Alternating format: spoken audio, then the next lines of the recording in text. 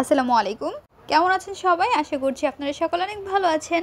আজকের রেসিপির নাম বলবো না, আপনারা গেস করবেন এই রেসিপিটির নাম কি। তো কথা না বাড়িয়ে রেসিপিটি শুরু করা যাক। বিসমিল্লাহির রহমানির রহিম। চুলায় বসিয়ে দিচ্ছি একটি কড়াই, এর মধ্যে দিয়ে দিচ্ছি সরিষার তেল। তেলটি গরম করে এর মধ্যে দিয়ে দিচ্ছি পেঁয়াজ কুচি দিয়ে নাড়াচাড়া করে নিব। পেঁয়াজের মধ্যে যখন হালকা একটু ব্রাউন কালার চলে আসবে তখন আমরা এর মধ্যে গরম মশলাগুলো অ্যাড করে নেব।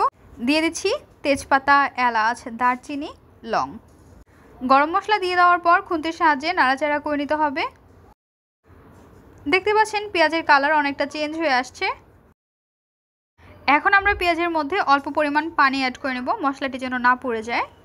দিয়ে দিচ্ছি আদা এবং রসুন বাটা 2 টেবিল চা চামচ, হলুদের গুঁড়ো 1 টেবিল চা চামচ, স্বাদ অনুযায়ী লবণ, কাঁচামরিচের পেস্ট, ধনিয়ার গুঁড়ো 1 টেবিল চা চামচ, গুঁড়ো মরিচের গুঁড়ো।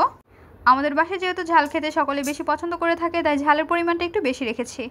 মশলাটি ভালোভাবে কষিয়ে নিতে হবে। মিডিয়াম ফ্লেমে রেখে মশলাটি আমরা কষিয়ে নিচ্ছি।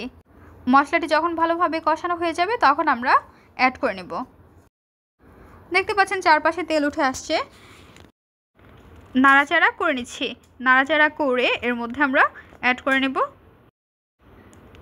মশলার সঙ্গে দিয়ে দেওয়ার পর নাড়াচাড়া করে উল্টিয়ে পাল্টিয়ে ভালোভাবে মিশিয়ে নিতে হবে।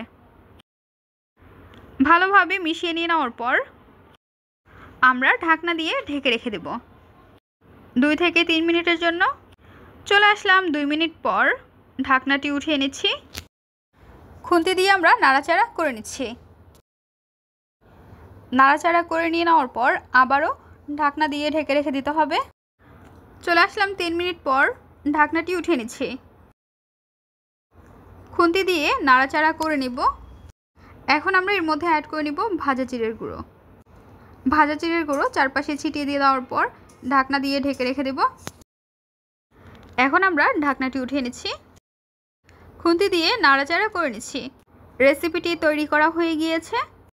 আজকের পর্বে এখানে বিদায় নিচ্ছি গাইস। আসসালামু আলাইকুম। ভালো থাকবেন সবাই। আল্লাহ হাফেজ।